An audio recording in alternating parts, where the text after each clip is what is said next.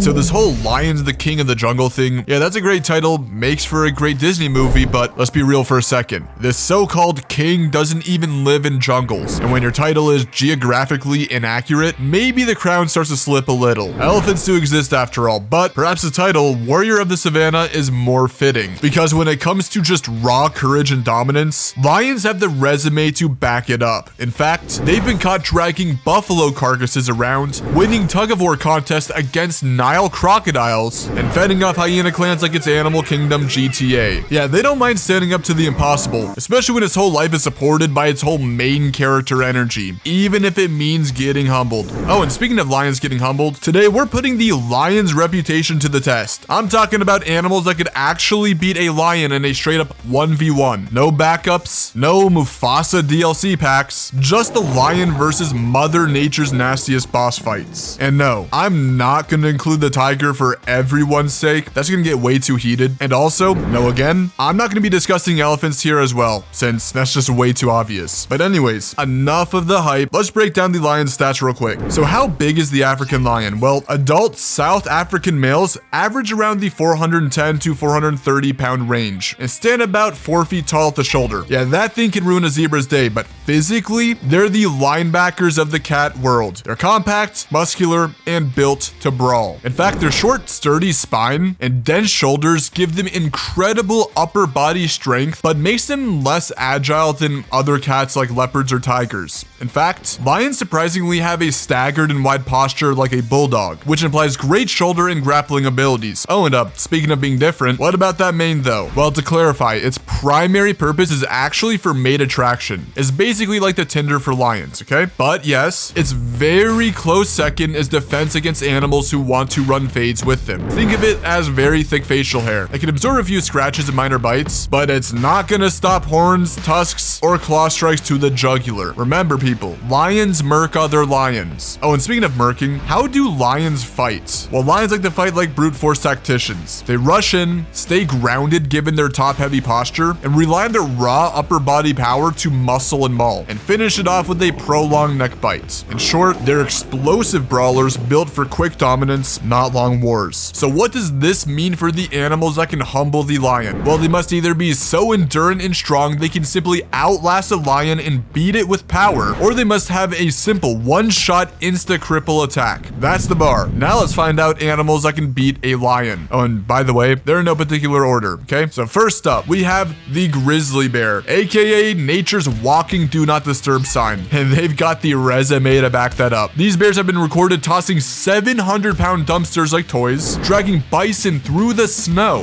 and shrugging off shotgun blasts. So to put it simply, they would easily be able to ragdoll a lion. But just how large are grizzlies? Well, it depends on the location. Interior grizzlies usually average around 600 pounds, but the really big ones, the ones with that older brother aura, are the coastal brown bears of Alaska, with them reaching 860 pounds on average. Yeah, so the grizzly has this whole size thing in the wraps right here, okay? And that's just not all. Grizzlies would pack up a lion simply because they're built for lengthy brawls and are basically superior to lions in fights in almost every aspect besides maybe agility. They're more durable, more stable, and are just plain designed for mauling combat. We're talking about thicker bones, a wider stance, and a natural suit of armor that's made of fat and loose hide that absorbs strikes like bubble wrap. You know how the lion's mane protects its neck? Yeah, the grizzly basically has that thing covering its entire body. Its looser fur shifts in clumps under impact, making the lion's claws slip and bites struggle to actually dig in. And then there's the shoulder hump. You see it? That's pure muscle designed for digging and wrestling. And unlike lions, which usually go for the throat or hind legs, grizzlies don't do surgical strikes. They maul whatever's available. The head, ribs, legs, it doesn't matter. If it's within reach, it's getting chewed on. So if the lion just tries to rush in, it's getting out grappled, pinned down by the bear's weight, and torn open mid-maul. So the lion's only real win con is if it pulls off some anime level miracle where it flips the bear on its back, holds it there, and lands a perfect neck bite. Yeah, that's not gonna happen. And just to add salt to the wound, the grizzly's cardio is ridiculous. These bears have been documented fighting for over 10 minutes straight, while the lion is built for more short bursts and gasses out after about 1 minute. So as the fight goes on, the bear's odds of winning only increase. Oh, now speaking of terrifying predators, up next, we got the saltwater crocodile. crocodile. Yeah, so this croc in particular would be a world of problems for the lion if they were to meet on a riverbank. I call this thing the prehistoric murder canoe for a reason. Its lineage has survived since the age of dinosaurs and has evolved into the perfect HR violation that only wants to make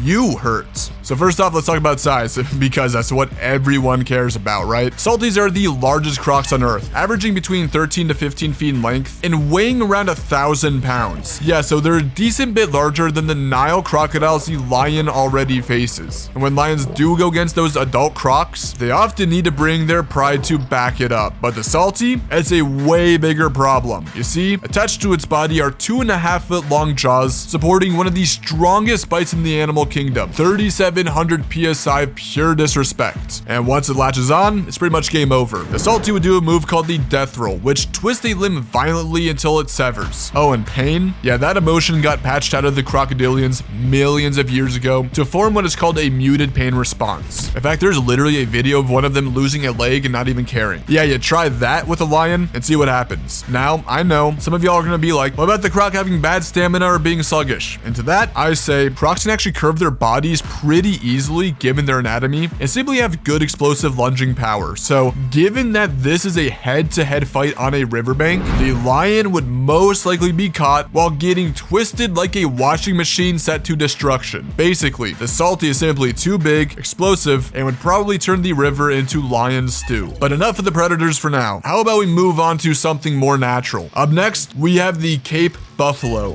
This is a good old natural rivalry. In fact, locals granted it the nickname the Black Death for a reason. They attack anything dumb enough that makes them the slightest bit ticked off. But just how large is a Cape buffalo? Well, a typical South African bull averages around 1,660 pounds. Yeah, that thing is literally 4 times the size of a lion. Like seriously, how is a single lion supposed to control this thing? Let me tell you, it is not. You see, Cape buffaloes are built for brute strength. Their shoulders are extremely robust and angled in such a way that lets them channel massive amounts of force into a forward charge, while their short muscular necks and barrel-shaped ribcage turn their bodies into a shock-absorbing battering ram with horns. Yeah, so that's more than enough to toss a lion 10 feet in the air like a rag doll. Oh, and on top of that, their horns are actually specifically designed to murk lions thanks to evolution. Basically, it's swooped out to the side and pointed inwards, which indicates that they like to do a sweeping motion with them, aka anti-lion hits. Essentially, it's specifically built for goring grounded lions by swinging their heads and tossing them like pizza dough. In fact, it's often noted that it usually takes a pride of lions, 5 or more, to successfully even make a bull sweat. And even then, lions are reported to be unsuccessful most of the time.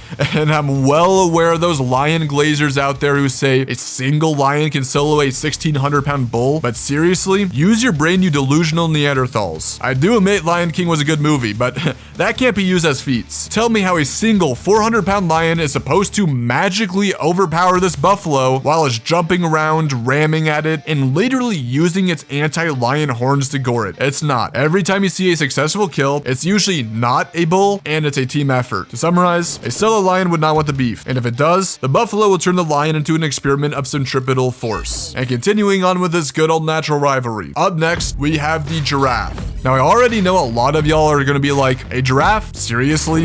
Yeah, seriously. This isn't some tall, friendly zoo mascot. A mature bull Maasai giraffe stands about 18 feet tall and weighs around 3,000 pounds. Yeah, that's peek through your second story window and judge your life choices tall. So how's a single 400-pound lion supposed to handle that? Spoiler alert, it's not. There's something called leverage, and the lion just doesn't have it. What do you honestly expect the cat to do? What, is a lion supposed to magically jump on its back and dangle from its neck fighting gravity? Ain't no way. The giraffe will greet the lion with either a bone-cracking kick with one of its sharp dinner plate-sized hooves, or body slam it to the dirt like a basketball. And on the very rare chance the lion does make it onto its back, now what? Seriously, how do you expect a single lion to control this flailing 3,000-pound walking skyscraper and magically drag it to the ground? Like what? That's straight up delusional if you think it's a possibility. There's a reason why most bull giraffes die of old age and retire from the food food chain rather than dying from lions. It would basically turn your big cat nature documentary into a physics lesson in terminal velocity. Oh, and speaking of herbivores that love to give carnivores physics lessons, up next we have the Alaskan moose. Ah yes, the animal everyone thinks is just another tall deer until it stands next to a car. Yeah, this thing is a lot larger than you probably think, and is a type of animal to make grizzlies run. Mature bulls are 1,200 to 1,600 pounds of pure muscle, standing between 6 to 7 feet tall. Yeah, that's 4 lions worth of muscle strapped to a 7-foot refrigerator with the attitude of a battering ram. Like honestly, this thing is pretty much in a different ball game here. Basically, moose have such an insanely thick neck and shoulders that they're designed for driving power forward. Hence the reason why you can see them bodying other 1,000-pound mooses easily. Their height alone ruins the lion's game plan. Remember, lions win fights by leaping and grappling onto prey to secure a good neck bite. But can a lion even pounce and yank down on something that's taller than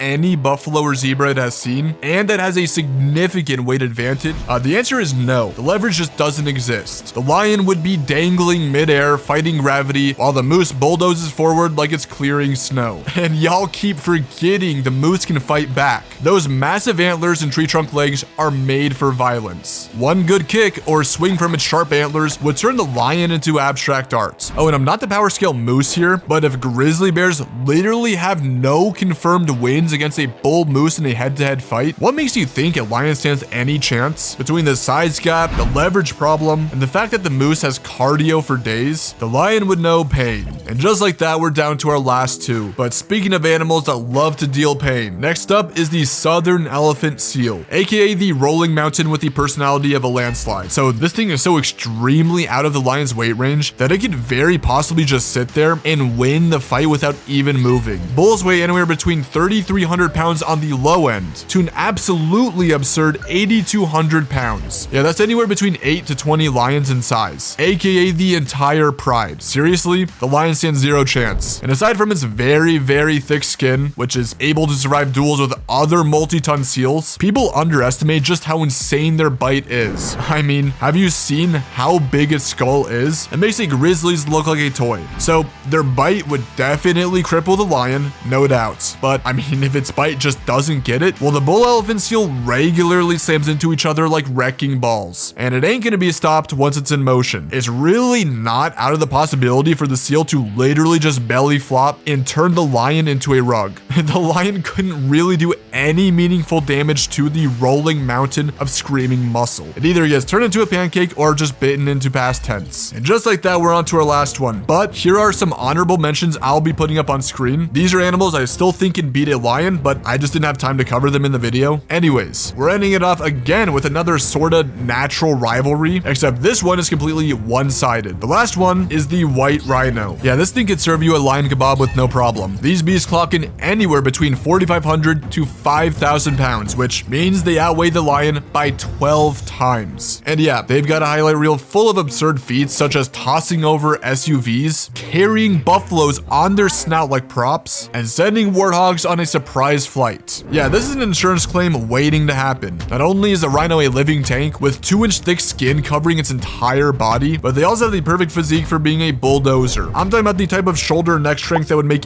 any gorilla insecure. Oh, and don't forget that horn. It's 2 feet of solid keratin backed with a bad attitude. Basically, the lion could not even control or damage this thing without getting gored or being part of the rhino's demo reel of destruction. But yeah, there you have it. Let me know in the comments whether I missed any animals or how you think a lion would fare up against something like a gorilla or a tiger. Don't forget to like this video, subscribe, and check out the rest of my content.